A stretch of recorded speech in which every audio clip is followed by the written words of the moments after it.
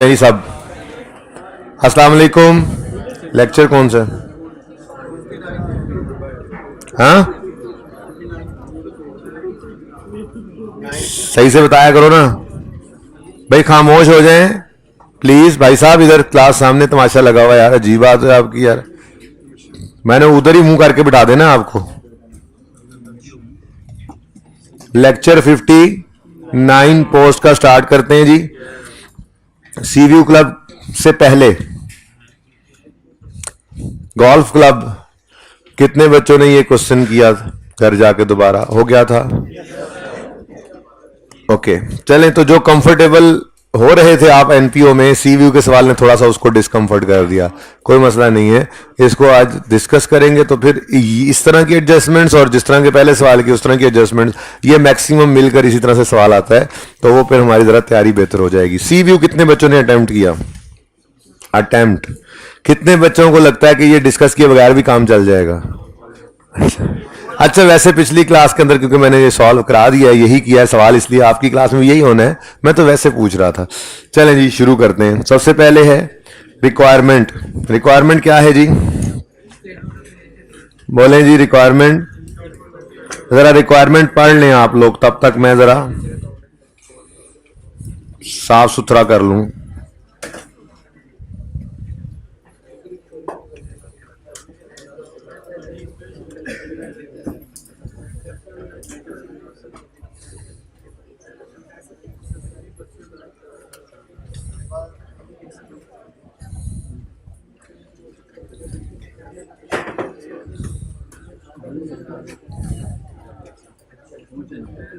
जी बच्चों, रिक्वायरमेंट क्या है फरमा दें।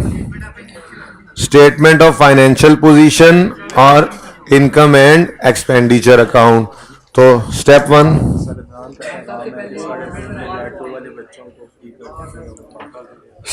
बजे R2 के कौन कौन से बच्चे हैं जी? R2 के 3:30 बोला है इसने मुझे। ठीक है, 3:30 बजे आप चले जाइएगा। मैं कोशिश करूंगा 3:15 से ऑनवर्ड्स ही रिवीजन वाली बात हो, और ये हो जाएगा इंशाल्लाह 1 घंटे 5-7 मिनट में। इसको मैं क्लोज कर दूंगा, इसकी डिस्कशन को। पूरा सवाल नहीं करना मैंने, जितना पिछली 2 क्लासेस में हुआ है। और फिर जो अगला पोर्शन है वो तो वैसे ही आपको पता है अपलोड होना है, तो वो इंशाल्लाह कर लेंगे। तो 1:15 से 3:30 हो भी जाए तो कोई नहीं। कितने बच्चे हैं वैसे? अच्छा ठीक है, चले फिर जल्दी से फॉर्मेट बनाए जी। सी व्यू, ये देखें जल्दी वाला फॉर्मेट ऐसे बनता है। Income and expenditure account for the year ended. फरमा दें। अच्छा भाई, जो मुझे बोलता हुआ अब नजर आएगा ना, वो क्लास से बाहर जाएगा। मैं आखिरी बार कह रहा हूं अब, ये इस तरफ से जितने भी बोलते हैं। Okay, 31 number. अच्छा, ये बोलते रहना, मैंने जो मैं पूछ रहा हूँ वो लिखवाते रहना, ये ना हो कि वो भी ना बोलें जी। इनकम्स और एक्सपेंसेस, थाउजेंड्स में क्वेश्चन करेंगे ये इंशाल्लाह।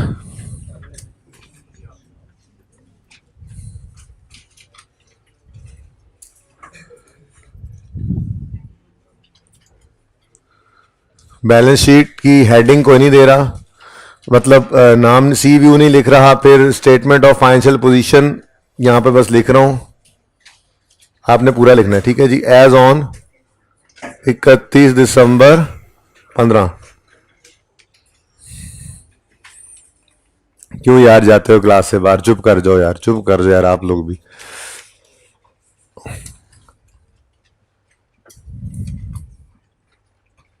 रुपीज इन थाउजेंड्स जी।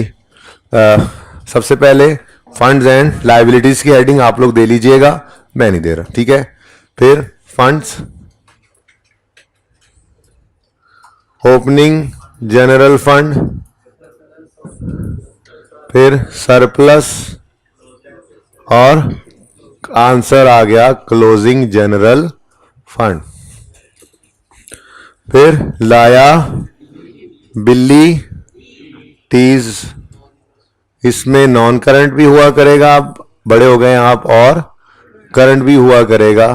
तो नॉन करंट लिख के 1-2 लाइनें, 2 लाइनें छोड़ दें, और करंट लिख लें, 4-5 लाइनें इसके लिए छोड़ दें। फिर एसेट्स, एसेट्स में नॉन करंट एसेट्स 4-5 लाइनें इसके लिए छोड़ दीजिएगा, और करंट एसेट्स बाकी का सफ़ा खाली।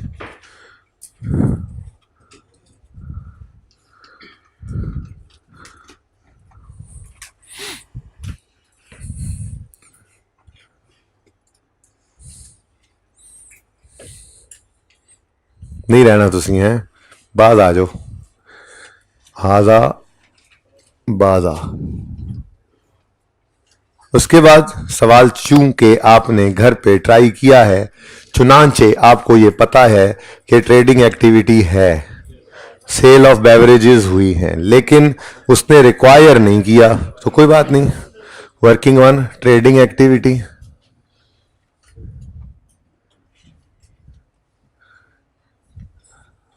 Cell of beverages, sales less cost of sales, gross profit, और फिर यहां से वर्किंग टू स्टार्ट कर देंगे। ठीक है जी, फॉर्मेट बन गया। आ जाए फिर सवाल की तरफ। अनलकीली सवाल में जो तरतीब थी वो जिसको हम फॉलो करते थे वो नहीं गिवन थी। ओपनिंग क्लोजिंग बैलेंसेस गिवन होते थे, हम उनसे लेजर्स को ओपन करते थे और सवाल हमारा जल्दी जल्दी हो जाता था। पूरे सवाल में ओपनिंग क्लोजिंग नहीं गिवन थे, बल्कि हमें एडजस्टमेंट्स में से खुद ओपनिंग क्लोजिंग निकालने थे। अच्छा, इनफैक्ट ओपनिंग तो होना ही नहीं था, क्योंकि पहली लाइन क्या है, CVU club started its operations on यकम फरवरी 15 और 31 नवंबर 15 पे इनकम एक्सपेंडिचर बैलेंस शीट बना रहे हैं, तो ये तो पहला ही साल है, तो ओपनिंग बैलेंसेस तो सारे के सारे जीरो थे। ठीक है, चलें, ओपनिंग से तो जान छूट गई। अच्छा, अब दो तरह से सवाल चल सकता था, या तो आप रिसीट पेमेंट वाली फिगर्स के हिसाब से चलें, वहां से फिगर को उठाएं और जो एडजस्टमेंट उसको हिट कर रही हैं उसको साथ पढ़ते जाएं, या फिर एडजस्टमेंट्स को उठाएं और जो उसी फिगर रिसीट पेमेंट में आ रही है उसको उठा लें। तो दोनों तरह से ही सही था। आप पर्चे में जैसे मर्जी चलें, मैंने तो अपनी तरतीब से चलना है, मैं तो एडजस्टमेंट भी अपनी तरतीब से ही कराऊंगा, ठीक है ना। तो लेकिन पढ़ लें एक बार सवाल को। रिसीट पेमेंट अकाउंट के अंदर स्पॉन्सर्स कंट्रीब्यूशन आ रहा है, ज्वाइनिंग फी आ रही। ज्वाइनिंग फी क्या होती है, बल्कि यहीं से पढ़ना शुरू करते हैं, ये पहली लाइन से। Sponsors of the club contributed 50 million, ये क्या है जी, इसकी क्या एंट्री होगी? ओपनिंग नहीं है, ओपनिंग नहीं है, ओपनिंग जीरो है।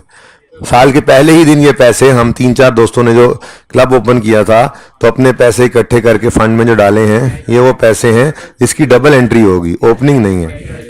कैश डेबिट, ठीक है, यहां पर रिसीट पेमेंट लिख दो, रिसीट पेमेंट चल रहा है, रिसीट पेमेंट डेबिट, और जनरल फंड क्रेडिट 50 से, ठीक हो गया। अच्छा, तो यही 50 जो मिलियन है ना, यहाँ पे 1000 में क्वेश्चन हमने करना है, यही 50 आपको ये नजर भी आ रहा है, रिसीट पेमेंट का अकाउंट डेबिट हो रहा है और जनरल फंड क्रेडिट हो रहा है, ठीक है जी। पिछली दोनों क्लासेस के अंदर मैंने इसको ओपनिंग फंड में ही लिखा और बच्चों को जुबानी बता दिया था कि चाहो तो तकलीफ हो तो ये कर लो। मैंने क्या लिखा, मैंने कहा जी इस 50,000 की एंट्री कराओ, रिसीट पेमेंट अकाउंट डेबिट और ओपनिंग जनरल फंड क्रेडिट। और फिर मैं ये लिखने के बाद मैंने कहा जिनको तकलीफ हो रही है कि यहाँ पर ओपनिंग क्यों लिखा हुआ है, वो यहाँ पर जीरो कर दें और एक लाइन यहाँ पर ऐड करें, उसमें लिखें फ्रेश कंट्रीब्यूशन और इसको यहां पर लिख दें। दोनों ही सही हैं, लेकिन अक्सर ऐसा होता है ना कि आपने फॉर्मेट बना लिया, उसमें लाइन नहीं छोड़ी, तो कोई बात नहीं, ओपनिंग के सामने लिख लें, वो भी चलेगा, ठीक है। तो आप ओपनिंग जीरो करके इसको फ्रेश कंट्रीब्यूशन लिखकर 50,000 इधर भी लिख सकते हैं, जैसे आपका दिल करे। पिछली दोनों क्लासेस में मैंने ये ओपनिंग जीरो नहीं लिखा था, बल्कि ओपनिंग पे ही 50,000 लिख लिया था। दोनों ही सही हैं, ठीक है, जैसे आपका दिल करे, ठीक है। तो receipt payment debit, general fund credit, clear, okay. अच्छा जी, उसके बाद मैंने क्या किया था, पहली क्लास में मैंने ये काम किया था कि सवाल को पढ़ के एडजस्टमेंट्स उनके डिस्कस करने से पहले ये काम कर लिया था। सवाल के अंदर जो एडजस्टमेंट्स रिसीट पेमेंट को यहां हिट कर रही थी, मैंने वो एडजस्टमेंट साथ ही इनके लिख ली थी, ठीक है। तो पॉइंट 1 ज्वाइनिंग फी और सब्सक्रिप्शन के साथ लिंक कर रहा है। पॉइंट 2 में सेल ऑफ बेवरेजेस की बात हो रही है। पॉइंट 3 के अंदर जो है वो payment of purchase of beverages की बात है। इसी तरह से तरतीबवार मैंने एडजस्टमेंट्स को लिख दिया, ठीक है। एडजस्टमेंट्स पे नज़र डाल लेते हैं। पहले एडजस्टमेंट में ज्वाइनिंग फ़ी और सब्सक्रिप्शन की बात हो रही है, दूसरी में बेवरेज की सेल की, तीसरी में परचेज ऑफ बेवरेजेस की, चौथी में सैलरीज, पांचवी में रेंट, छठी में एडवांस, सातवीं में यूटिलिटीज़, आठवीं में इंश्योरेंस, नौवीं में रिपेयर मेंटेनेंस और 10वीं में फिक्स एसेट की डेप्रिसिएशन, ठीक है। अब दोनों तरीके मैंने कहा सही हैं। चाहो तो रिसीट पेमेंट वाली फिगर पकड़ो और फिर उसकी एडजस्टमेंट पढ़ लो, चाहो तो एडजस्टमेंट को पकड़ो और फिर उससे रिलेटेड फिगर्स को रिसीट पेमेंट से उठा लो। लेकिन ये इंश्योर करना कि कोई एडजस्टमेंट भी ना रहे और रिसीट पेमेंट में भी कोई डेबिट या क्रेडिट रह ना जाए पोस्ट होने से, ठीक है, मिस नहीं करना बस, ठीक है। तो एडजस्टमेंट्स के पॉइंट ऑफ व्यू से चलते हैं। सबसे पहले एडजस्टमेंट क्या है जी? The joining fee for award of membership is 50,000। यार ये दरवाज़ा खोल दें थोड़ी देर, कोई बच्चा दरवाज़ा खोल दें, टीए को बुला लें, दरवाज़ा खोल दें। ऑक्सीजन आज आप लोगों ने ना सारी सोख कर ली है।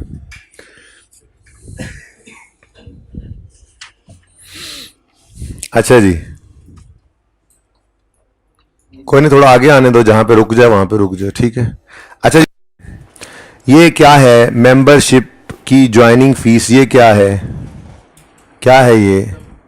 इनकम है। आपको बताया था सोर्स ऑफ इनकम जो है वो नॉन प्रॉफिट ऑर्गेनाइजेशन के होते हैं। डोनेशंस हो गए, सब्सक्रिप्शंस हो गई, ज्वाइनिंग फी यानी मेंबरशिप फी जिसको कहते हैं, ये मेंबरशिप फी हो गई। इसी तरह से कोई ट्रेडिंग एक्टिविटी कर रहे हैं तो ये डिफरेंट सोर्सेज ऑफ इनकम है किसी भी नॉन प्रॉफिट ऑर्गेनाइजेशन के। तो जब भी कोई बंदा आता है उसे कहा जाता है कि 50,000 रुपये जमा कराओ, तुम्हें मेंबरशिप तब मिलेगी, ठीक है। अच्छा, अब जितने मेंबर्स आए होंगे उतने से मल्टीप्लाई करके हम ये इनकम को रिकॉर्ड कर लेंगे, ठीक है। आगे वो कहता है कि मेंबरशिप फी तो 50,000 है, उसके बाद एनुअल सब्सक्रिप्शन 24,000 है। मतलब एक बार 50,000 देकर उन्हें मेंबरशिप दे देते हैं और उसके बाद 24,000 हर साल सब्सक्रिप्शन ली जाती है, ठीक है। असल में ना इस सवाल की एडजस्टमेंट यही वन ही सबसे ज़्यादा टेक्निकल थी, इसलिए मैं सबसे पहले यही करवा रहा हूँ। 15-20 मिनट शायद इसी पे लग जाए, सुकून से करेंगे इसको। उसके बाद तो फिर एक एडजस्टमेंट कराऊंगा, 3 उस जैसी हैं, फिर एक उससे बाद वाली एडजस्टमेंट इस काबिल भी नहीं होंगी कि आपको करवाई जाए, पढ़ के देखेंगे, ठीक है। तो मसला सिर्फ इसी के अंदर, पूरे ध्यान से इसको देखो, बहुत टेक्निकल काम की एडजस्टमेंट है। कई अगले सवालों में भी जैसी एडजस्टमेंट आपको मतलब मिलती जुलती आपको जो है वो मिल रही होंगी आगे। अच्छा जी, अब वो कहता है जी मेंबरशिप फी 50,000 है और सब्सक्रिप्शन एनुअल कितनी है? 24,000। आगे कह रहा है ऑल न्यू मेंबर्स पे 3 years सब्सक्रिप्शन इन एडवांस। जो भी आता है हम उसे कहते हैं एक 24,000 नहीं, 24,000 इंटू 3 करो 72,000। तो 50,000 तो दो ना, मेंबरशिप देंगे तुम्हें। फिर मेंबरशिप मिल गई तो अब 72,000 अगले 3 साल की सब्सक्रिप्शन आज ही जमा करवाओ, अगले 3 साल सर्विसेज देते रहेंगे तुम्हें, कोई पैसे तुम्हें देने की जरूरत नहीं पड़ेगी, ठीक है जी। अब आगे कहता है the memberships were awarded as follows. मार्च के महीने में 110 लोग हमारे मेंबर, 112 लोग मेंबर बने। जून में 98, सितंबर में 101 और दिसंबर में 105। तो पूरे में टोटल कितने मेंबर्स? 416 मेंबर्स हमने रजिस्टर, हमारे मेंबर्स 416 बन गए। अब ये हर मेंबर से हमने 50 रुपए ज्वाइनिंग फीस लेनी और मेंबर से हमने 72,000 3 महीने की सब्सक्रिप्शन भी एडवांस में ले लेनी है जिस दिन वो आए। तो इसका मतलब 416 मेंबर्स 50-50 रुपए देंगे। 1000 में अगर बात करें तो कितना बनता है जी? 20,800। जरा चेक करो ऊपर, 20,800 ही ज्वाइनिंग फीस में लिखा हुआ है, ठीक है। इस 20,800 की एंट्री क्या करोगे? रिसीट पेमेंट डेबिट और इनकम क्रेडिट कर दोगे, ठीक है। उसके बाद फिर उन्होंने कहा कि हर मेंबर 72,100 देगा, यानी 416 मेंबर्स आएंगे, हर एक को कहेंगे 24 तो 1 साल का है, आप 3 साल का इकट्ठा करके हमें पे करें, तो ये टोटल कितने बन जाएंगे?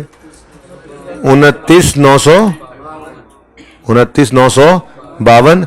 इसकी एंट्री होगी रिसीट पेमेंट डेबिट सब्सक्रिप्शन का अकाउंट, तो ये भी आपको नजर आ रहा है यही अमाउंट है, ये पैसे भी रिसीव किए हैं। जाहिर है वो कह रहे हैं भाई साहब क्यों शक्ल बना रहे हो, वो कह रहे हैं जो मेंबर भी आता है 3 महीने की सब्सक्रिप्शन एडवांस में लेते हैं। इस साल में मार्च, जून, सितंबर और दिसंबर तक टोटल 416 मेंबर्स आ गए। तुम उसको मुड़ के देख लो, मुंह देखो, उधर ही मुंह करके बैठ जाओ तुम जी। 416 मेंबर्स इस साल हमारे बन गए, हर एक से 50-50 हजार ले लिया और हर एक से 72-72 हजार भी ले लिया, तो ये 72 हजार ही तो है। ये 24 का 3, 24 इंटू 3 72, तो हर एक मेंबर से 3 साल की एडवांस सब्सक्रिप्शन ली है, तो 29,952। ये 29,952 रिसीव किया है, तो एंट्री बनेगी रिसीट पेमेंट डेबिट सब्सक्रिप्शन का अकाउंट क्रेडिट, वहां से इनकम फिर निकाल लेंगे। ठीक है, ओके ले जी। तो ये दो एडजस्टमेंट्स को पुट कर देते हैं, प्लेस कर देते हैं, ये रिसीट पेमेंट का डेबिट और ये रिसीट पेमेंट का डेबिट, ये रेलेवेंट जगह पे क्रेडिट करके आते हैं। ठीक है, तो ज्वाइनिंग फी तो डायरेक्ट इनकम में जाएगी। ठीक है, तो रिसीट पेमेंट एंट्री बोलो, रिसीट पेमेंट डेबिट ज्वाइनिंग फी इनकम जो है वो क्रेडिट 20,800 से। ठीक है जी, और नेक्स्ट है सब्सक्रिप्शन फ्रॉम मेंबर्स। इसके लिए लेजर बना लेते हैं।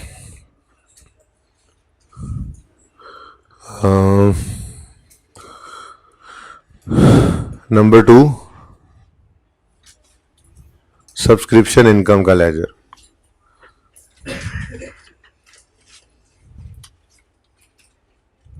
इनकम का लेजर बना रहा हूं, इनकम का, वही जो एक्रूअल में सिखाया था। ठीक है, तो रिसीट पेमेंट का अकाउंट 29,952 से डेबिट और सब्सक्रिप्शन का अकाउंट 29,952। ठीक है जी। ज्वाइनिंग फी क्या होता है? ज्वाइनिंग फी होता है, बंदा बता ही देता है। ओके, कोई टाइम नहीं, थोड़ा खुला टाइम है आपकी क्लास जी। ओपनिंग में कितना रिसीवेबल था? अच्छा, एडवांस तो होगा भाई, ये ऑर्गेनाइजेशन का वजूद ही नहीं था 1 जनवरी पे, ओपनिंग कुछ भी नहीं है। ठीक है, ओके। नाउ दो चीजें इसमें अब मिसिंग है, एक इनकम एक्सपेंडिचर की फिगर और दूसरा क्लोजिंग में रिसीवेबल। रिसीवेबल तो हो ही नहीं सकता भाई, हर एक से तो अगले 3 साल के पैसे एडवांस में ले रहे हैं, तो फिर रिसीवेबल का तो सवाल ही पैदा नहीं होता। हाँ होगा तो फिर एडवांस होगा। ठीक है, तो 2 क्वेश्चन मार्क्स हैं आज हमारे पास, प्रॉब्लम ये। ठीक है, अब आज तक जो 4 स्टेप्स वाली उसके अंदर हम क्या करते आए हैं, हम कहते थे जी ओपनिंग लिखें, कैश लिखें, क्लोजिंग कैलकुलेट करें, बैलेंसिंग इनकम या एक्सपेंस निकल आएगा। ठीक है, लेकिन आपको अगर याद हो तो एक्रूअल्स के टॉपिक के अंदर मैंने एक बार इंटरेस्ट रूल, तो एक्रूअल्स का यही 4 स्टेप्स ही रूल बताए थे ना, यही 4 स्टेप्स बताए थे, लेकिन एक दफा इंटरेस्ट एक्सपेंस की डिस्कशन के अंदर आपको मैंने बताया था कि जी अगर लोन की प्रिंसिपल अमाउंट, इंटरेस्ट रेट और डेट गिवन हो तो हम इंटरेस्ट एक्सपेंस की फिगर पहले भी निकाल सकते हैं। आप टॉपिक ओपन कर लें, ये लिखा होगा।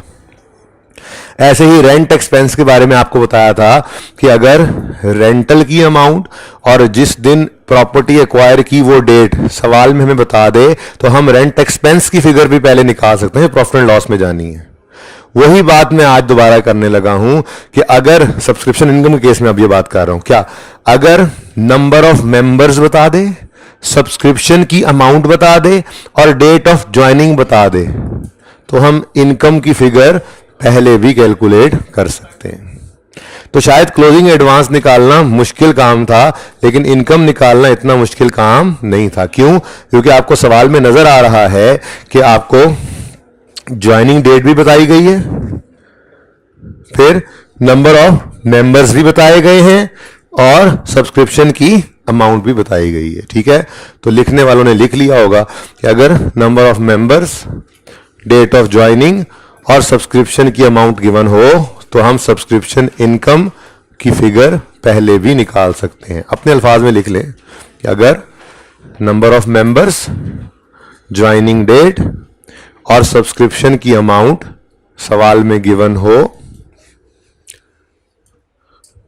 सब्सक्रिप्शन की अमाउंट, नंबर ऑफ मेंबर्स और ज्वाइनिंग डेट अगर सवाल में गिवन हो तो हम इनकम की फिगर पहले भी निकाल सकते हैं।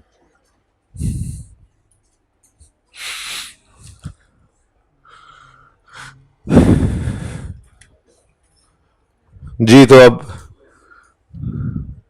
वर्किंग 2.1 करते हैं। आज सब्सक्रिप्शन इनकम निकालते हैं।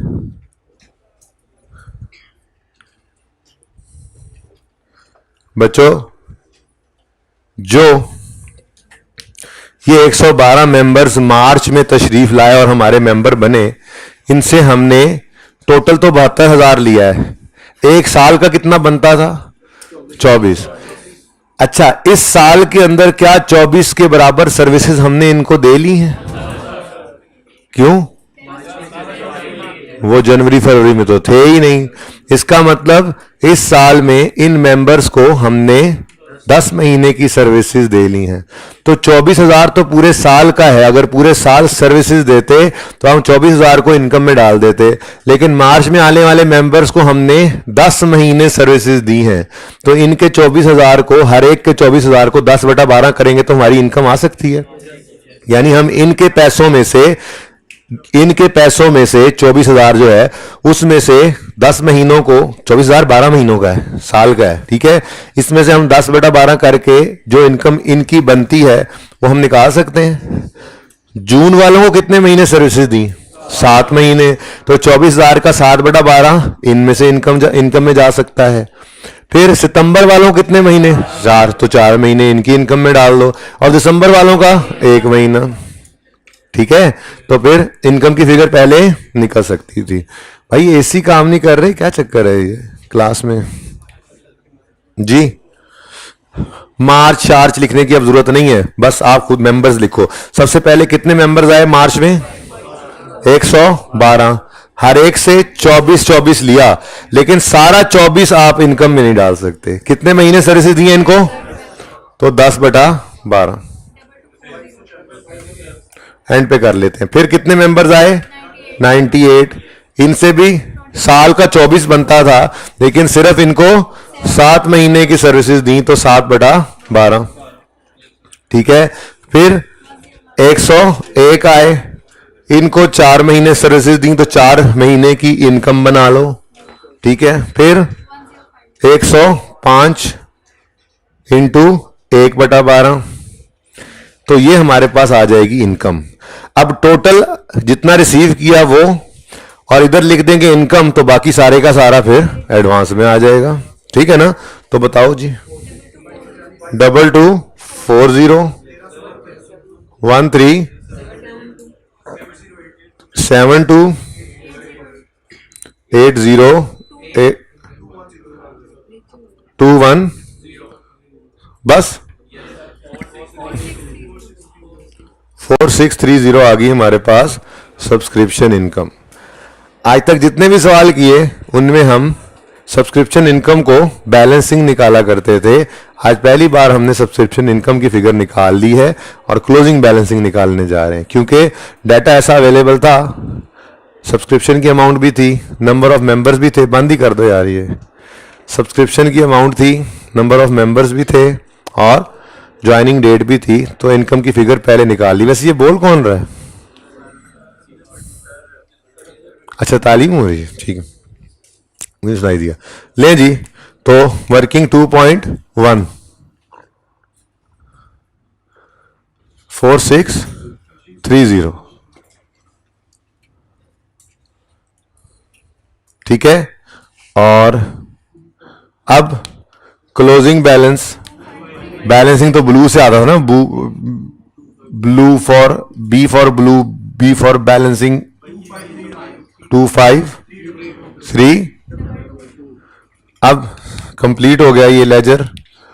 ये 4630 जो है ये सब्सक्रिप्शन इनकम है, और ये 25,322 जो है ये हमारी लायबिलिटी है। तो सब्सक्रिप्शन इनकम वर्किंग नंबर 2.1 में हमने निकाली है कितनी जी 4630 और सब्सक्रिप्शन इन एडवांस इसको हम लिख देंगे 25,322। ठीक है ना? ये क्या मसला है क्या नॉन करंट भी आएगा करंट भी आएगा? ये क्या चक्कर है? ये एक ऐसी लायबिलिटी है जो सारी की सारी अगले 1 साल में इनकम में ट्रांसफर नहीं होने, ना ही ये सारे की सारी ऐसी है कि जो अगले 1 साल में कुछ भी नहीं लेकिन सारा का सारा 1 साल के भी बाद होना है, बल्कि ये उस लोन जैसी है जो बोरिंग कॉस्ट से पहले समझाया था, जिस तरह से किस्तों वाला लोन, कि ये इस लायबिलिटी में से कुछ हिस्सा अगले 12 महीने में इनकम में जाना है और कुछ उसके भी बाद। कहानी कुछ इस तरह से है ना असल में, कुछ मार्च में आए, कुछ जून में आए, कुछ सितंबर में आए, कुछ नवंबर में आए, लेकिन सब ने 3-3 साल के पैसे दे दिए। अब ये जिसने मार्च 15 में पैसे दिए, इसने 15, 16, 17 और 18 के भी कुछ महीनों के पैसे इकट्ठे दिए हुए हैं। जो जून में आया इसने 15, 16, 17 और 18 के भी कुछ महीनों के पैसे दिए हुए हैं। जो सितंबर में आया 15, 16, 17 और 18 के भी कुछ महीनों के पैसे दिए हुए हैं। अब हम इस वक्त खड़े हैं ये 31 दिसंबर 2015 पे, और इस वक्त खड़े होकर कितनी 25,322 की जो टोटल लायबिलिटी है, ये सारी की सारी अगले 1 साल में इनकम में नहीं चली जानी, क्योंकि हमने ये सारे पैसों के अगेंस्ट 2016 में ही सर्विस नहीं दे लेनी, बल्कि कुछ सर्विस 16 में देनी है, कुछ 17 में देनी है, कुछ 18 में देनी है। ठीक है? तो फिर इस 25,322 का कुछ हिस्सा करंट लायबिलिटीज में नजर आएगा और कुछ नॉन करंट। ठीक है? Got it? अच्छा, अब प्रॉब्लम समझ आ जाए तो सोल्यूशन तो निकल ही आता है। अब मैंने आपको यह समझाया हुआ है कि अगर करंट नॉन करंट की बाइफरकेशन करनी हो तो पहले नॉन करंट को निकालेंगे, आसान होता है। यही कहा हुआ है ना आपको, यही सिखाया हुआ है, यही सिखाया हुआ है।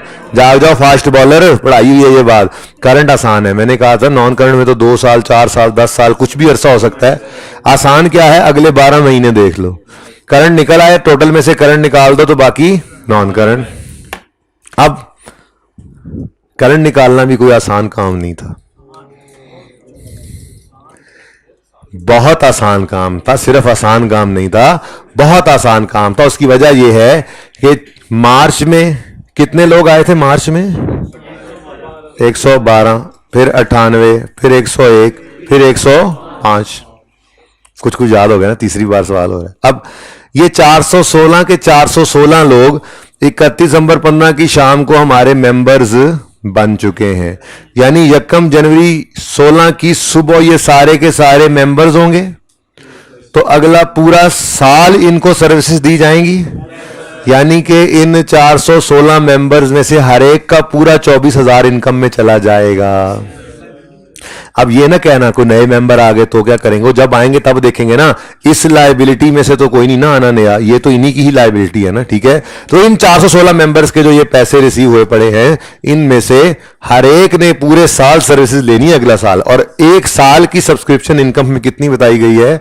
24,000। तो इसका मतलब इस 25 के अगर 2 हिस्से करने हैं, करंट और नॉन करंट, तो करंट जो है वो निकालने के लिए सिंपल 416 इंटू 24 कर दो। कितना आता है जी? 9984। अगर ये 9984 अगले 1 साल में इनकम बनना है तो फिर बाकी सारा 1 साल के बाद बनेगा। और उसको कौन कैलकुलेट करे? वो तो हम निकालेंगे बैलेंसिंग। तो नॉन करंट फिर पोर्शन क्या निकाला करते हैं हम? बैलेंसिंग 15। ठीक है जी? लेकिन बच्चों ये वाला काम पर्चे में नहीं करते रहना, 2 शाखें बनाई, एक उल्लू इस पे एक उल्लू उस पे, इतना टाइम नहीं होता। ठीक है? बल्कि ये वाली वर्किंग हमने बैलेंस शीट के फेस पे शो कर देनी है और ये बैलेंसिंग भी वहीं पर ही निकाल देना है। ये ऐसे नहीं, यहीं पर करेंगे। क्या? एक तो ये पता लग गया कि सिर्फ करंट में नहीं है, ये सब्सक्रिप्शन इन एडवांस जो है ये करंट और नॉन करंट दोनों में नजर आनी है। तो पहले आप आए इधर और आपने कहा जी कि 416 मेंबर्स में से हर एक का 24-24 इस साल इनकम में चला जाएगा। वो बन गया 9984। ये 9984 आपका करंट पोर्शन बन गया। अब टोटल में से इस 9984 को माइनस कर देंगे तो बाकी क्या बन जाएगा, नॉन। तो टोटल कितना है जी, 25,322। इसके साथ आप लिखोगे जी ये वर्किंग नंबर 2 से हमने निकाला था। इसमें से 9984 को माइनस कर दो तो 22,15,338। ये आपका नॉन करंट पोर्शन है जी।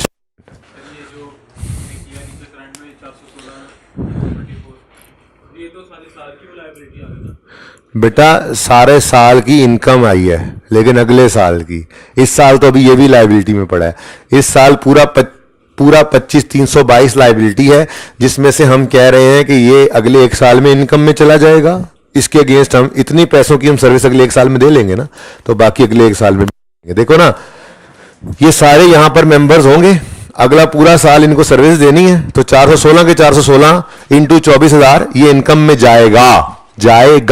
अभी नहीं गया, अभी ये 25 का 25 लाइबिलिटी है। इसमें से 9984 अगले इस साल में इनकम में चला जाना है, तो उसको करंट लाइबिलिटी शो कर दिया। और बाकी अगले एक साल में भी नहीं जाएगा, बल्कि उसके भी बाद जाना है 17 में 18 में, तो उसको नॉन करंट में फेंक दिया। ठीक है, ये नहीं सोचना नए मेंबर आएंगे तो क्या करेंगे। नए मेंबर जब आएंगे तो तब देखेंगे ना, इस क्लोजिंग लाइबिलिटी में तो वो नहीं ना पड़े, वो जब होंगे तो फिर उनको भी ऐड कर लेंगे कैश में, उनकी भी वर्किंग कर लेंगे। ओके, ये है जी एडजस्टमेंट नंबर 1 और 2। इसको देख लें, कोई क्वेश्चन है तो पूछ लें, नहीं तो फिर हम आगे चलें। ये जो करंट के अंदर जो ये रहा तो सर वो ये 31 दिसंबर 15 से लेकर आगे 31 दिसंबर 16 तक। जी जाहिर है, आप 31/15 पे बैलेंस शीट बना रहे हैं, तो फोरसीएबल फ्यूचर करंट एक अगले 12 महीनों को, यानी एक अगले साल को कहा जाता है। तो वो 31/15 पे खड़े होकर 31 दिसंबर 16 तक का अरसा होता है।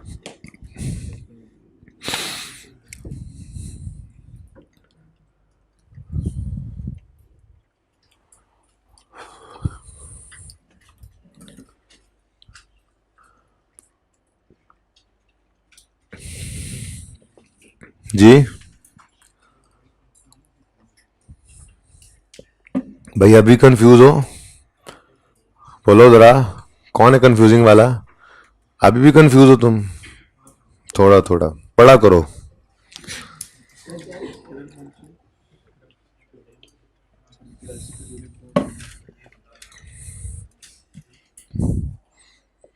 कब पहुंची हैं? आज क्या 23 कल पहुंची हैं? इन्होंने पूछो ना यार, कदों अंकल गए, नहीं पता लगेगा। ये नहीं मैं कर पा रहा था इतने दिन से, तुम लोग पता नहीं ऐसे इजी लेते हो। जी बेटा, हाँ जी, ये इधर देख लो, ये इधर भी है। हाँ, ये इतने दूर देख रहे हो, ये 25322 है, जो ये क्लोजिंग लाइबिलिटी है। ठीक है जी, नहीं, एक साल के कुछ महीने तो, मार्च वालों के 10 महीने निकल गए हैं 36 महीनों में से, 26 महीने उनके क्लोजिंग एडवांस पड़े हैं। जून वालों के 7 निकल गए हैं, तो 29 महीने पड़े हैं। आप फिर ये ढूंढो, फिर क्लोजिंग एडवांस निकालना है तो, हाँ तो आता तो यही है, लेकिन आसान क्या है, क्लोजिंग एडवांस निकालना मुश्किल है भाई। निकाल लो तुम, क्लोजिंग एडवांस निकाल लो, इनकम तुम बैलेंसिंग निकाल लेना। हमारी बेलने में बाजू आई हुई, हम मुश्किल चीज पहले कैलकुलेट करें और आसान बैलेंसिंग निकालें? नहीं, हम आसान निकालेंगे, क्लोजिंग बैलेंसिंग निकाल लेंगे। दोनों ही निकल सकते थे, जो पहले कर लो। आसान काम करो, मुश्किल क्यों करते हो? ओके, जी जी जी जी, बोलो बोलो।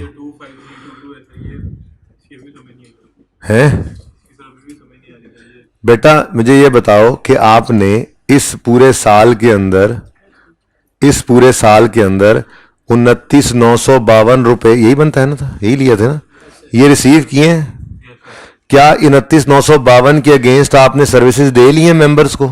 नहीं भाई, अगले 3-3 साल के पैसे लिए हुए हैं। तो सर्विसेज कितनी दे ली थी इनमें से? 94630 की बराबर सर्विसेज दे ली थी। तो बाकी जो है वो 25,322 जो है इसके अगेंस्ट अभी आपने सर्विसेज आने वाले सालों में देनी है। तो कैश आज ले लें, सर्विसेज ना दें, तो ये तो एडवांस है, लाइबिलिटी है। ये है राइट, ये liability to provide services in future. अब इसमें से अगले 12 महीने सर्विसेज कितनी दे लेनी है वो हमने निकाला है 9984 के सारे मेंबर्स को अगले पूरे साल सर्विसेज देनी है हमने। तो फिर हर मेंबर का 24 हज़ार इनकम में चला जाएगा। तो 416 इंटू 24 कर दिया, वो इनकम बन जाएगा। इसमें से 99 समथिंग जो है वो इनकम में चला जाएगा, बाकी अगले साल भी इनकम में नहीं जाएगा, वो उससे अगले साल जाएगा। ठीक है, तो इसलिए इसको तोड़ लिया जी। फिर समझा दूं क्वेश्चन, ये पॉइंट नंबर 1 हो गया है। अब पॉइंट नंबर 2 पढ़िए, बल्कि पॉइंट 2 और पॉइंट 3 आप पढ़ के 30 सेकंड के अंदर दिमाग में कोई एंट्री शेंट्री बना लें, पूरे दोनों पॉइंट्स पढ़ लें।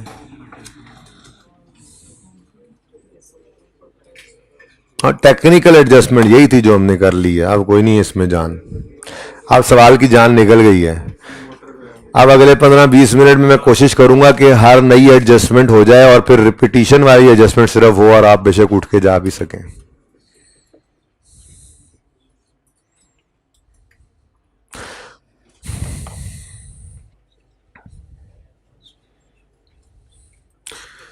जी point 2, all sales of beverages are billed in the first week of next month. क्या मतलब है इसका? मतलब कि जो जनवरी की सेल होगी उसका बिल फरवरी में बनेगा, है ना? जनवरी में सेल ही नहीं होगी। ओ भाई चुप कर जाया करो यार, मत बोला करो। ये मास्क उतारो ना, तुम मास्क उतारो, ये तुमने जिस लगाया हुआ है ना, मुझे पता है, इसको उतार दो। आज के बाद मेरी क्लास में मास्क ना लगाना वरना निकल जाना। ये तुम एक लगा के बैठते हो सिर्फ इसलिए कि मैं बोल सकूं, ठीक है? ओके जी बच्चों, इंपॉर्टेंट बात यह है कि जनवरी की सेल होनी कोई नहीं है। मैंने जब बोला कि जनवरी की सेल का बिल फरवरी में आएगा तो आप मुझे यहीं रोक दें कि सर जनवरी में तो सेल ही नहीं होनी, फरवरी में ऑपरेशन स्टार्ट हो रहे हैं, ठीक है? अच्छा चलो, तो फरवरी की सेल का बिल मार्च, मार्च का बिल अप्रैल, अप्रैल का बिल मई, नवंबर का बिल दिसंबर, और दिसंबर का बिल जनवरी में, ठीक है? तो हर महीने का बिल अगले महीने में। नॉर्मली होता भी ऐसे है कैफेटेरियाज पे, कैंटीन्स पे, ठीक है? आप लोगों के साथ नहीं, लेकिन एम्प्लॉइज के साथ, यहाँ पे स्टाफ के साथ ऐसे ही, ठीक है? ये पूरा महीना वो यहाँ से सर्विसेज यूज करते रहेंगे कैफेटेरिया की, कैंटीन की, ठीक है? और महीने के एंड पे, जब महीना एंड होगा तो फिर कैंटीन वाले बिल बनाएंगे और अगले महीने के स्टार्ट में वो बिल सर्व कर दिया जाएगा और उस बिल को देखते हुए पेमेंट कर देंगे कस्टमर्स कैंटीन वालों को, ठीक है ना? तो यही ऐसे ही हो रहा है। वो कह रहे हैं all sale of beverages are billed in the first week of next month, ठीक है? And the payment is received in the same month. इसका क्या मतलब है? इसका मतलब यह है कि फरवरी की सेल का बिल मार्च में जाएगा और पैसे फरवरी में आ जाएंगे। हाँ, ये बेवकूफाना सोच नहीं रखनी फिर आपने। अंग्रेजी का मतलब ये, इस अंग्रेजी का मतलब ये है कि आपने फरवरी का बिल मार्च में भेजा तो उस मार्च वाले महीने में ही वो पैसे आ जाएंगे। इसका मतलब ये है। ये ना सोच लेना कि उसने जो अंग्रेजी लिखी ना कंफ्यूजिंग सी थी, आप सोचो जी बिल तो मार्च में जाएगा, पैसे उसको इल्हाम हो जाएगा कितने पहले वो फरवरी में दे देगा। ऐसा नहीं होता, तो आप अंग्रेजी पढ़ो। All sale of beverages are billed in the first week of next month and payment is received in the same month। का मतलब क्या है कि जिस महीने में बिल जाता है उसी महीने में फिर पैसे भी आ जाते हैं, ठीक है? तो अब यूं कहते हैं कि फरवरी की सेल के पैसे आ जाएंगे मार्च में, मार्च की सेल के पैसे, और जून की, और अगस्त की, और नवंबर की सेल के पैसे, और दिसंबर के पैसे। यूं ना कहो दिसंबर के पैसे दिसंबर में नहीं आएंगे, हमारा साल एंड हो जाएगा, तो ये क्लोजिंग में क्या होगा? रिसीवेबल। इसका मतलब क्या हुआ कि ये सेल ऑफ बेवरेजेस का जो 1500 है, जो आज तक हम डायरेक्ट सेल में ले जाते थे कि जी यही सेल है, कोई डेटर तो है नहीं, आज मैं इसको सेल नहीं कह सकता। ये तो कैश रिसीव्ड है। कितने महीनों का होगा? 11 का ना? भाई जनवरी तो है ही नहीं, ठीक है, और दिसंबर का रिसीव हुआ नहीं, तो फिर ये कितने महीनों का कैश पड़ा है? तो सेल हम कैश की बेस पे रिकॉर्ड नहीं करते, हम एक्रूअल बेस ऑफ अकाउंटिंग को फॉलो करने वाले लोग हैं। हम तो सेल को रिकॉर्ड कर लेंगे जब गुड्स डिलीवर हो चुकी। तो इसका मतलब आज डेटर का लेजर बनाएंगे। क्या करेंगे? तो डेटर बेवरेजेस का लेजर बनेगा।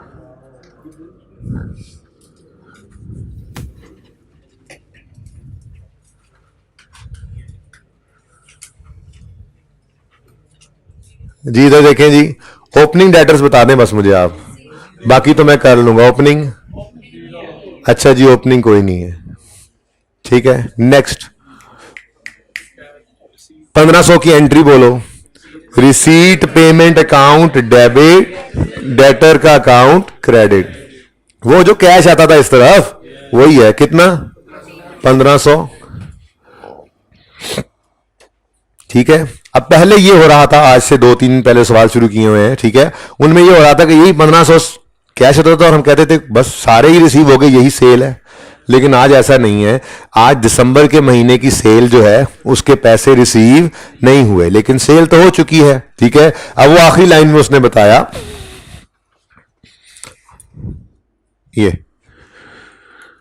Cell of beverages during December 15 amounted to 150। तो ये 150 की सेल दिसंबर की है, लेकिन ये दिसंबर को पैसे रिसीव नहीं हुए, तो फिर क्लोजिंग डेट पे ये क्या है? रिसीवेबल है। तो क्लोजिंग डेटर आ गया 150। तो फिर सेल्स की फिगर बैलेंसिंग कितनी गई? सेल्स बैलेंसिंग आ गई 1650, ठीक है जी।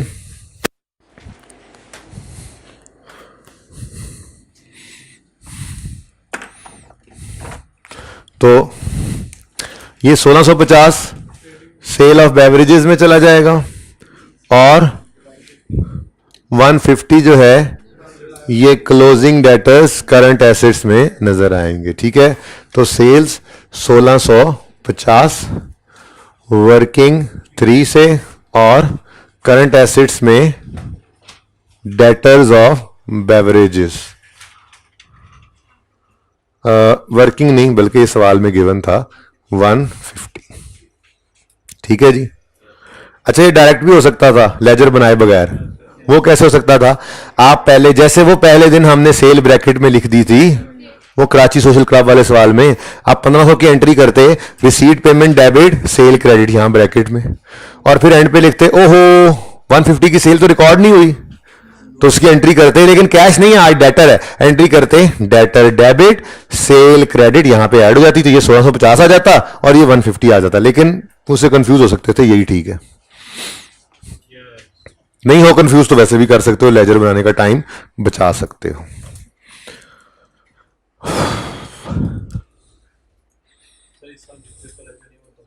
ना बनाए, लेजर रिक्वायर्ड है भाईजान। आई कैब अपने सोल्यूशन के अंदर ना ब्रैकेट में लेजर बनाता है, लेजर बनाता ही नहीं है पूरे सोल्यूशन में। फिर रिक्वायरमेंट है, जहां पे जरूरत पड़े बनाओ, जहां पे ना बनाओ डायरेक्ट कर सको करो, टाइम बचा लो, ठीक है जी। चले next ji.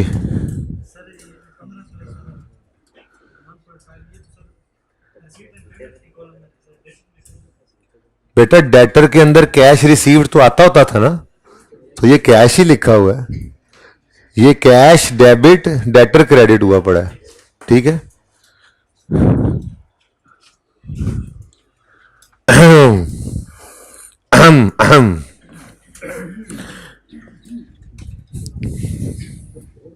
Purchases made during the year, ये तो वही गल होगी, टोपी मैं सिटी ते सारे बांदरा ने सिट दी। Purchases made during the year of beverage amounted to 1760। तो पहली बार ऐसा हुआ कि उसने परचेजेस की फिगर हमें दे दी है, ठीक है। अच्छा सुनो, वैसे तो आप परचेज को डायरेक्ट लिख लो, फिर आगे क्रेडिटर का लेजर बाद में भी निकल सकता था, लेकिन मैं पूरी बात ही पढ़ा देता हूं। वो क्या 1760 की परचेजेस कर रहा है, और अगर आप इधर देखो ना पेमेंट टू क्रेडिटर्स का जो लफ्ज यहां पे मैंने लिखा हुआ है payment for purchase of beverages में, वो कितना आ रहा है 1367। तो 1700 की चीजें खरीद के 1300 पे करोगे तो कुछ बाकी क्रेडिटर पेएबल रह जाएगा ना। तो अब मेरा मशवरा यही है कि जैसे तरतीब चली आ रही है वैसे ही चला लो। ये 1500 को तो टिक कर लो। इन्वेंट्री का भी लेजर बना लो, क्रेडिटर का भी लेजर बना लो, ठीक है। डायरेक्ट करना चाहे जो बच्चा बेशक करे, लेकिन मैं ये दोनों लेजर्स बनाने लगा हूं, ठीक है। फिर एडजस्टमेंट दोबारा पढ़ते हैं। तो नंबर 4,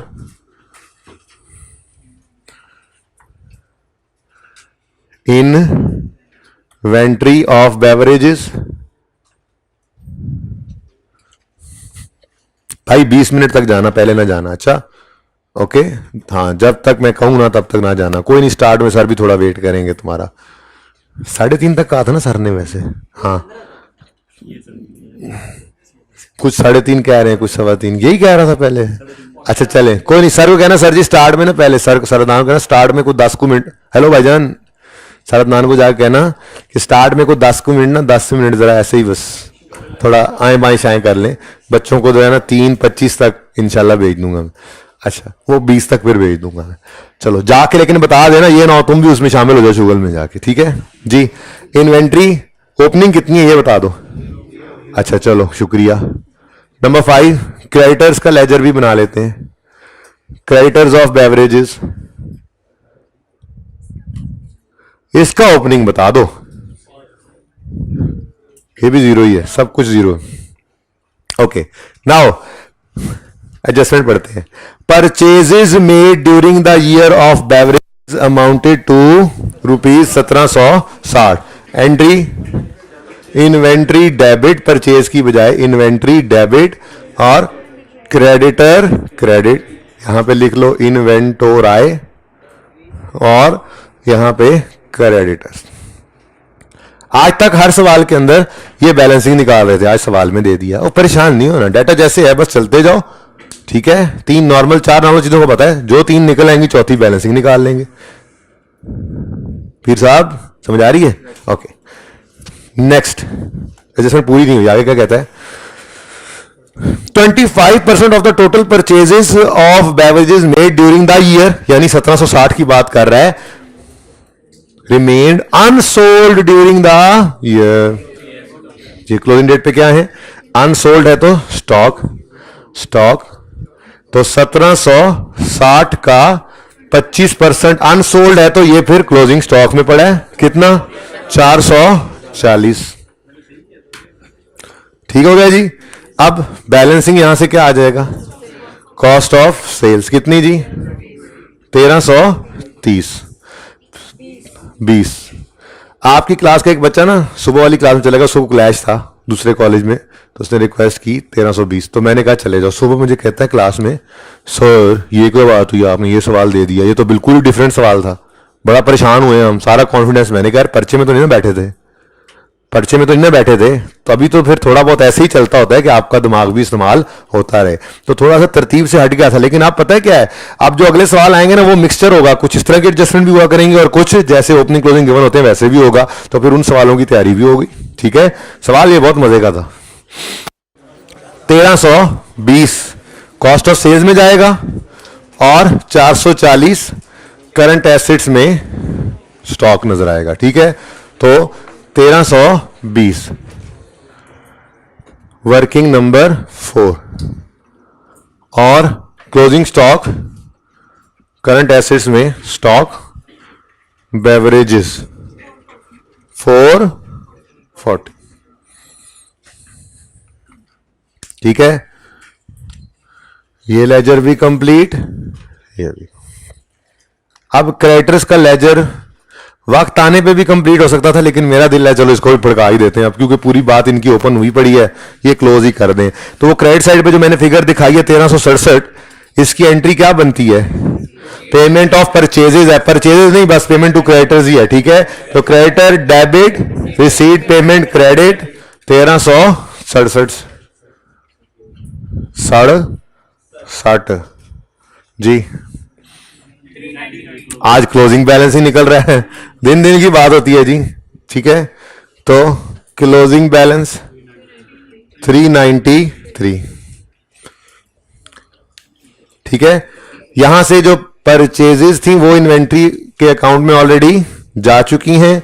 ये क्लोजिंग है जिसपे हम स्क्वायर टाइप रेक्टेंगल लगाते हैं, ठीक है। तो ये कहां जाता होता है? करंट एसेट्स में। क्रेडिटर्स ऑफ बेवरेजेस जी 390, वर्किंग का रेफरेंस दो, आपने निकाला है।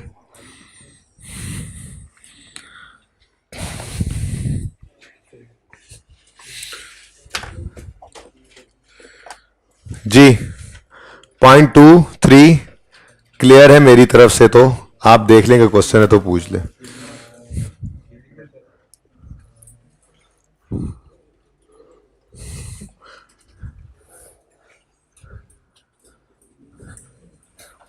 ओ भाई गिनती ना करी जाओ, सरदनान को क्या हो, जरा टाइम हो गया। कह दिया, क्या कह रहे थे?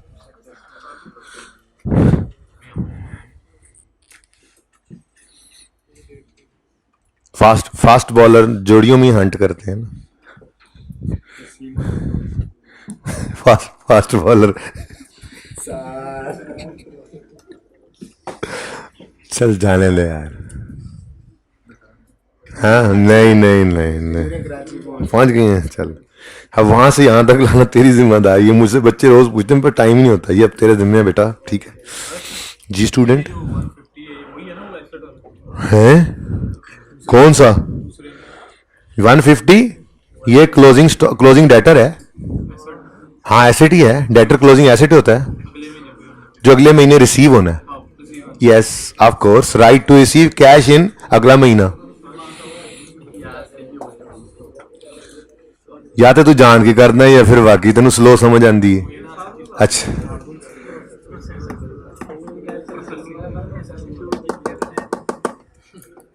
पॉइंट नंबर 4 जो है ये ध्यान से सुने, खास तौर पे FAR2 की क्लास में अभी तशरीफ ले जाने वाले बच्चे, क्योंकि पॉइंट 4, पॉइंट 7 और पॉइंट 9 बिल्कुल 100% सेम ट्रीटमेंट है। इसमें सैलरीज इंक्लूड, तो इसमें लिखा हुआ है यूटिलिटीज इंक्लूड, तो इसमें लिखा हुआ है रिपेयर एंड मेंटेनेंस इंक्लूड, तो बिल्कुल सेम ट्रीटमेंट है। सैलरीज को ध्यान से अब देखें। कहते हैं जी पॉइंट 4 में salaries are paid on the first day of next month. वही कहानी, जनवरी की सैलरी पे होगी, जनवरी की होगी तो पे होगी, होश करो। अच्छा फरवरी की सैलरी मार्च, मार्च की अप्रैल, अप्रैल की मई, दिसंबर की नहीं पे होगी, इस साल में नहीं पे होगी, तो क्लोजिंग पर क्या होगा? पेएबल। एक तो हमें इस जुमले से ये पता लग गया, ठीक है। ये मसला नहीं था, मसला यहां से शुरू होता है। वो कहता है the amount of salaries includes, यानी ये 1000 के बारे में कुछ कहना चाह रहा है। वो कह रहा है कि इस 1000 में इंक्लूड है an advance amounting to 10,000 paid to an employee. अभी इधर ही रुक जाएं जरा और इस एडवांस के बारे में थोड़ी सी बहस कर लेते हैं। आप एम्प्लॉय से सर्विसेज लेते हैं और उसको फिर पैसे देते हैं, जिसको सैलरी एक्सपेंस कहते हैं। अगर आपने अभी उससे सर्विसेज नहीं ली और पैसे पहले दे दिए, तो चाहे कल कल वो पैसे वापस करे या वो उन पैसों के अगेंस्ट आपको सर्विसेज देकर आहिस्ता आहिस्ता पैसे कटवाए, दोनों सूरतों में आपने आज जो ये एडवांस उसको दिया है इसको एक्सपेंस नहीं कह सकते।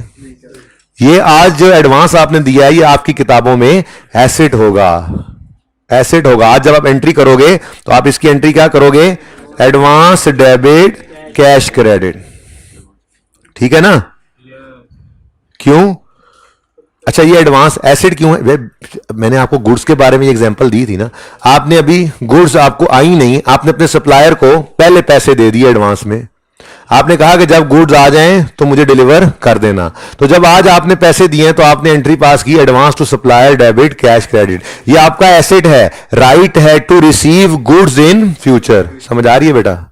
Right to receive goods in future. ऐसे ही ये एडवांस टू स्टाफ है, ये भी आपका एक राइट है, right to receive services in future भी हो सकता है। और अगर एम्प्लॉय कह दे कि मैं पैसे ही वापस कर दूंगा, फिलहाल मुझे एडवांस दे दो सैलरी अगेंस्ट, ठीक है, तो वो right to receive cash in future भी हो सकता है। बहरहाल है ये क्या चीज? एसेट। अब वो कह रहा है कि 1000 के अंदर ये 10 रुपए एडवांस पड़ा है, ठीक है, जो कि एम्प्लॉय को पे किया 1 दिसंबर पे, ये एडवांस जो है ये एम्प्लॉय ने अगले साल फरवरी में वापस कर देना है। अब अगर ये 1000 के अंदर पड़ा रह गया और सारे 1000 की एंट्री आपने कर दी salary expense debit cash credit, तो ये तो गड़बड़ हो जाएगी। ठीक है, तो ऐसी एडजस्टमेंट जिसमें इस तरह से इंक्लूड वाला लफ्ज आएगा, आपने एक दरख्त लगाना है जिससे 2 शाखें निकालनी है और दोनों शाखों पे एक एक उल्लू बिठाने हैं और फिर कहना है अंजामे गुलिस्तान क्या होगा। तो इसमें से एडवांस है, एडवांस टू स्टाफ या एम्प्लॉय जो भी लिख लें 10 रुपए, और बाकी फिर सैलरीज एक्सपेंस है बैलेंसिंग 990। तो इन दोनों की एंट्रीज डिफरेंट हैं। इस 10 रुपए की एंट्री होगी एडवांस टू स्टाफ डेबिट, और रिसीट एंड पेमेंट लिख लो, कैश लिख लो समझने के लिए, कैश क्रेडिट 10 रुपए से। जबकि इस 990 की एंट्री बननी है, भाई ध्यान से इधर देखो, सर ने कह दिया अभी 10 मिनट बाद शुरू करेंगे, ठीक है ना, इसलिए पूरा ध्यान इधर दो, अभी उधर ना ध्यान जाए तुम्हारा जी। सैलरीज एक्सपेंस डेबिट और रिसीट पेमेंट या कैश जो भी कह लो, वो क्रेडिट हो गया 990 से। असल में ना ये कैश या रिसीट पेमेंट के क्रेडिट पे तो लड़ाई नहीं थी, ठीक है, ये इस पे तो लड़ाई नहीं है। यानी ये जो क्रेडिट हुआ है ना 1000, बस ये क्रेडिट जरा तोड़ के कर दिया आपने कि 10 अलग जगह डेबिट, 10 का क्रेडिट इधर ही है, डेबिट एडवांस में है, और 990 का क्रेडिट इधर ही है, इस पे कोई लड़ाई नहीं थी, बस डेबिट सैलरी एक्सपेंस में। ठीक है, तो अगर आप ये पोस्ट करें एंट्रीज, तो ये एंट्रीज यूं पोस्ट होंगी, अब इन दोनों को अलग अलग पोस्ट करना है। ठीक है, तो advance to staff current assets में लिखोगे ना 2 महीने बाद तो आ जाना है। एडवांस टू स्टाफ, इधर देखो, एडवांस टू स्टाफ 10 रुपए से डेबिट, और रिसीट पेमेंट अकाउंट 10 रुपए से क्रेडिट। ठीक हो गया। नेक्स्ट, सैलरीज एक्सपेंस के लिए अब लेजर ओपन कर लेते हैं, नंबर 6।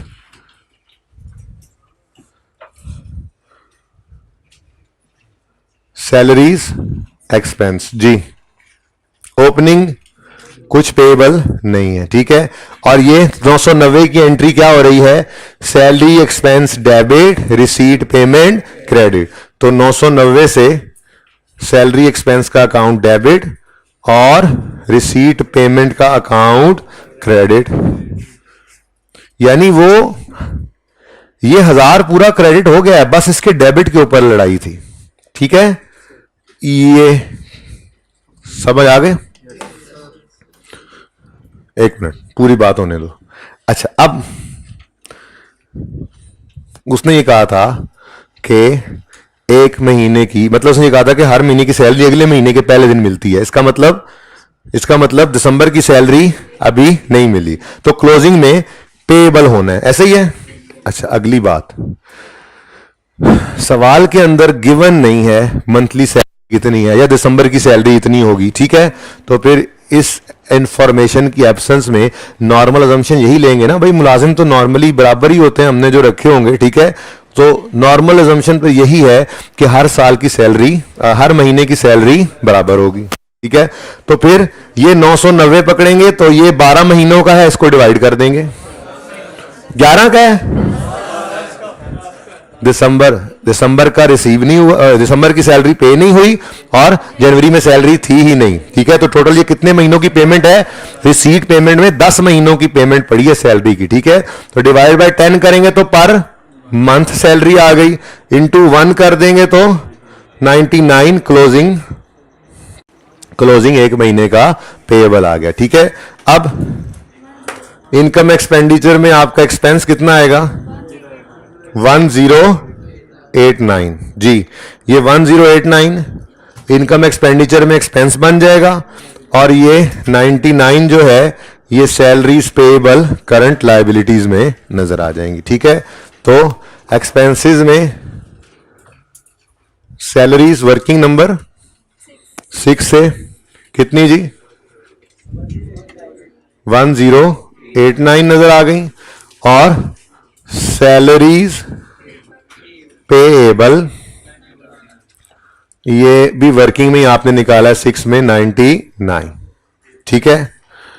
अच्छा, अब किताब के अंदर हो सकता है ये इस तरह से भी हुआ पड़ा हो कि इस एडवांस को यहां सैलरी में प्रीपेड की तरह से लिख दिया गया हो, बिल्कुल ठीक है, उससे भी फिगर सही निकल आएगी, लेकिन कंफ्यूजिंग है, आपने वो काम नहीं करना, आप ऐसे ही करें जैसे करवा दिया, इससे कॉन्सेप्ट ज्यादा मजबूत हो जाता है। एक्सपेंस को अलग रखें, एडवांस को अलग रखें, ठीक है, सही है। हाँ, ये 990 करना जरूरी था, यहां 1000 ले लिया होगा जिन्होंने, तो उसकी गलती होगी, ठीक है। अब पूछें सवाल। हाँ, अगर वाला सवाल वैसे, चलो अच्छा पूछो, जल्दी बोलो, टाइम नहीं है, उसने जाना है। एक्सपेंस नहीं करना मैंने, वो तो वापस आ जाने हैं। आगे बोलो भाई, मैंने तो कहा है अगर ना भी करना हो तो वहां लिख सकते हैं, मैं अभी ये बोल के आया हूं, आप सोए हुए थे, मैंने कहा इसी लेजर में डेबिट साइड पे लिख सकते हैं 10, गलत नहीं है, लेकिन आपने नहीं लिखना, ये मैंने उनको कहा जिन्होंने मेरी बात माननी है, आपने लिखना तो लिख लें, मैंने कहा कॉन्सेप्ट मजबूत करो, कोई बात नहीं, अलग ही रखो, कट्ठा लिख सकते हैं, सोल्यूशन में भी होगा कट्ठा, ठीक है जी। यहां तक को मसला, यूटिलिटीज वाली एडजस्टमेंट पढ़ो।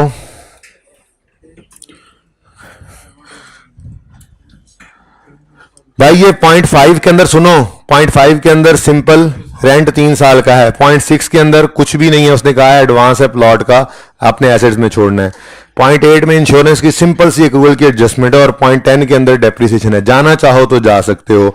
पॉइंट नंबर, ये वैसे भी मैंने अब उधर कोई भी कुछ भी नोट नहीं करना बोर्ड पे, अब जो भी होना है यहां पर होना है, डिस्कशन करके इनको कहना है कंप्लीट करो, ठीक है जी। पेमेंट नहीं, लेकिन ये पॉइंट नंबर 7 और 9 ये जरा जल्दी से करवाओ मुझे, और फिर रेंट वाली एडजस्टमेंट भी करवाओ, फिर ब्रेक करेंगे, okay.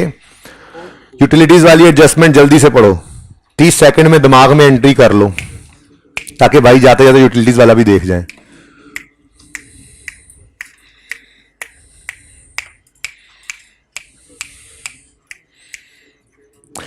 Utilities, payment for utilities include security deposit paid to utility companies amounted to 20। देखो, आपने वापडा का मीटर लगवाया, सिक्योरिटी डिपॉजिट दिया, तो ये सिक्योरिटी डिपॉजिट आपका इलेक्ट्रिसिटी एक्सपेंस नहीं होगा, आप इसको एसेट कहोगे, और जब कभी ये मीटर वापस करोगे वापडा को, तो आपको एडवांस वापस करेंगे। तो मसला ये है कि इस 570 के अंदर 20 डिपॉजिट पड़ा है और 550 यूटिलिटीज होंगी, कोई बिल हो सकता है, बिजली का भी हो सकता है, गैस का हो सकता है, पानी का हो सकता है, कोई भी बिल हो सकता है, सफाई का हो सकता है, यूटिलिटीज जो उसने लिख दिया, ठीक है। अब इसके साथ भी 100% सेम ट्रीटमेंट करना है। यूटिलिटीज में 20 जो है वो सिक्योरिटी डिपॉजिट है, और बाकी जो है वो यूटिलिटीज एक्सपेंस है, ये बैलेंसिंग निकालना है आपने 550। इस 20 की एंट्री करोगे, सिक्योरिटी डिपॉजिट डेबिट, और रिसीट पेमेंट या कैश जो भी लिखना है लिख लो क्रेडिट, और इस 550 की एंट्री क्या होगी, हाँ जी, utilities expense debit, receipt payment credit, ठीक है। 100% सेम ट्रीटमेंट। सिक्योरिटी डिपॉजिट इसी तरह से बैलेंस शीट में जाकर लिखोगे, लेकिन लिखना नॉन करंट में। ये नॉर्मली इस तरह का एसेट नहीं होता कि आप 3 महीने बाद मीटर वापस करो पैसे आ जाएंगे, ये बस लॉन्ग टर्म के लिए डिपॉजिट्स पड़े होते हैं, तो नॉन करंट में इसको लिख लेना, ठीक है। सिक्योरिटी डिपॉजिट डेबिट, जैसे अभी एडवांस डेबिट किया बैलेंस शीट में, ठीक है। रिसीट पेमेंट क्रेडिट, और यूटिलिटीज का आपने बना लेना है लेजर, ठीक है। यूटिलिटीज का जो लेजर बनेगा,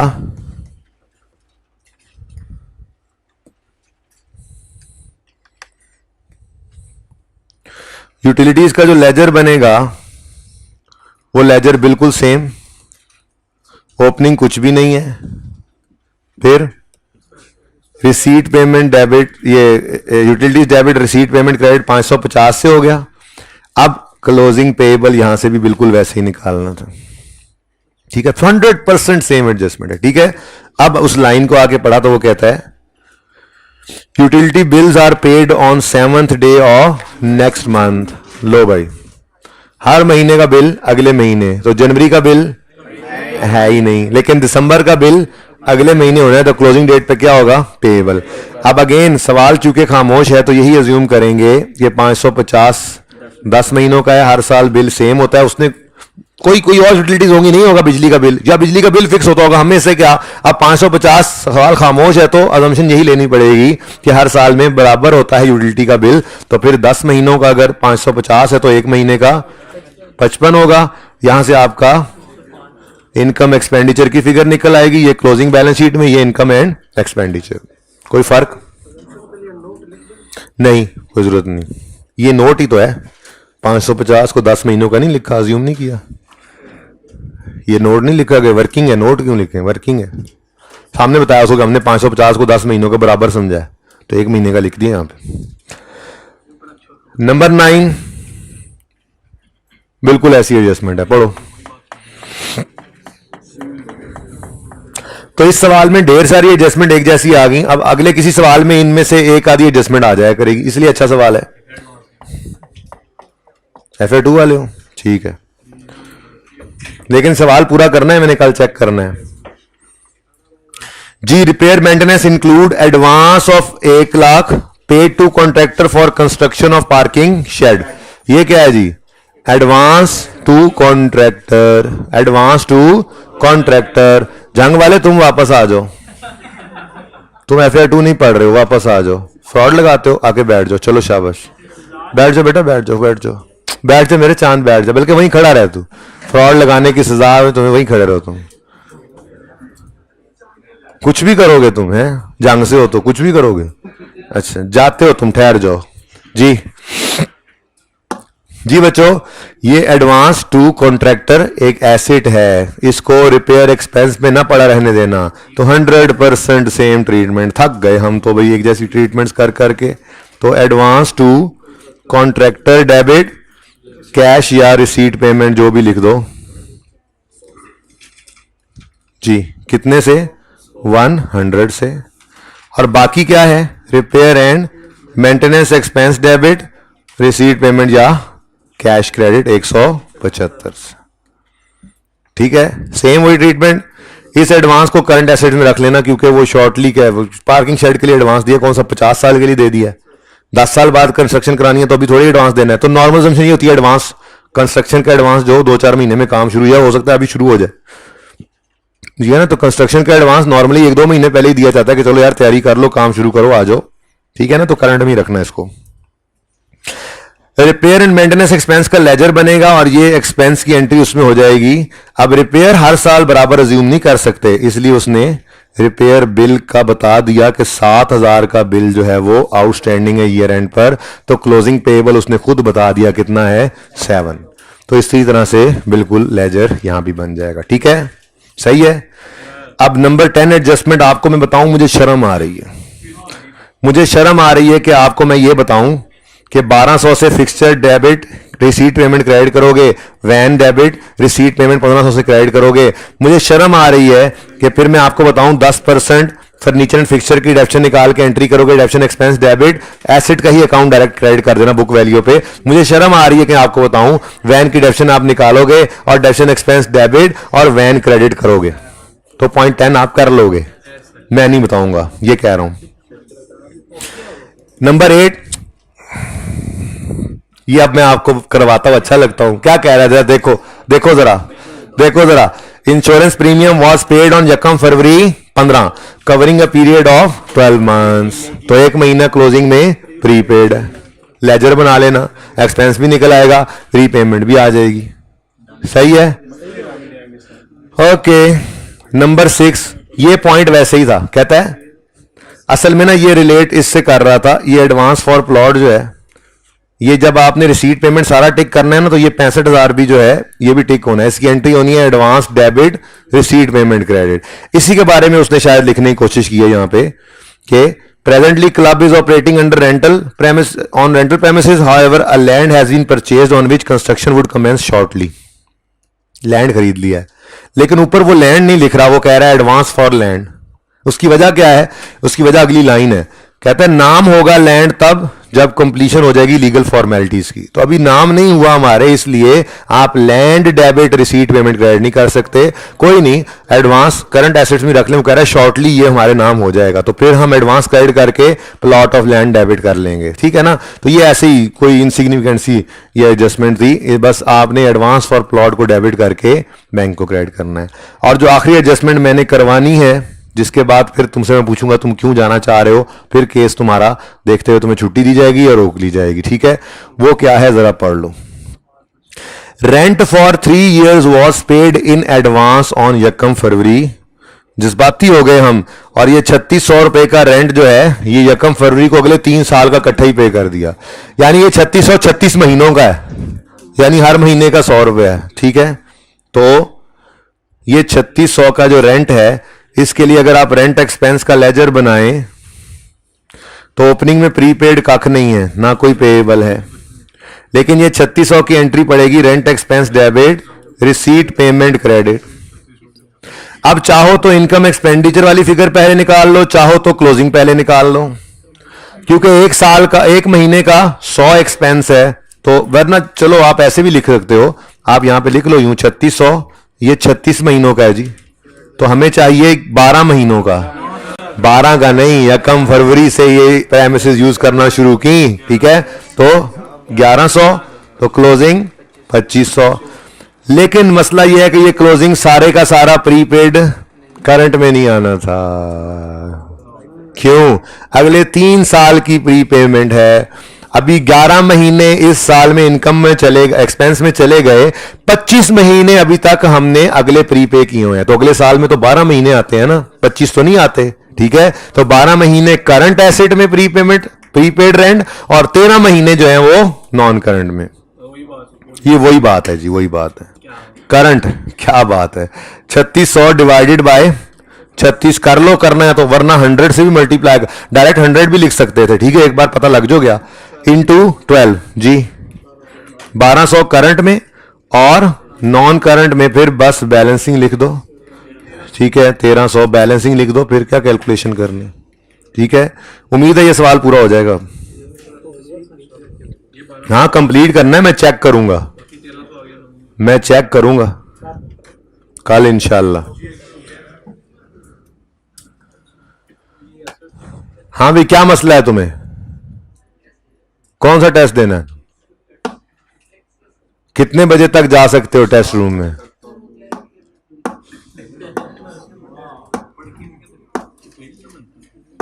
फ्रॉड क्यों लगा के जा रहे थे, उनके साथ क्यों उठ रहे थे भाई? मैंने FIR 2 वालों को भेज दिया है।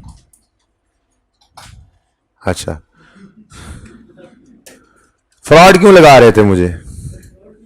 फ्रॉड लगा रहे थे तुम FIR 2 वालों के साथ निकल रहे थे, तुमने सोचा सर कहेंगे इसने भी FIR 2 पढ़नी है, मुझे पता है तुमने नहीं पढ़नी।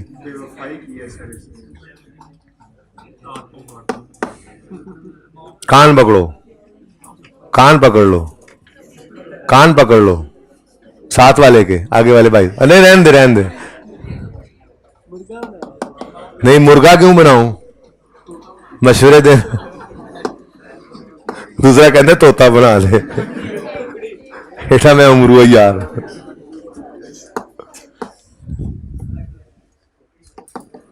चलें जी यहां पे इसको एंड करते हैं। ये सवाल आपने पूरा करना है, नॉर्मल क्लास का एंड कर रहे हैं और अब नॉर्मल क्लास शुरू करने लगे हैं, ठीक है जी। अब सुने, होमवर्क आज मैं इसलिए नहीं दे रहा क्योंकि सुबह आप लोगों को मैंने दोबारा बुलाया हुआ है, इसलिए यही सवाल आपने दोबारा करना है, ठीक है जी। तो नॉर्मल क्लास को यहां पे पॉज कर दें।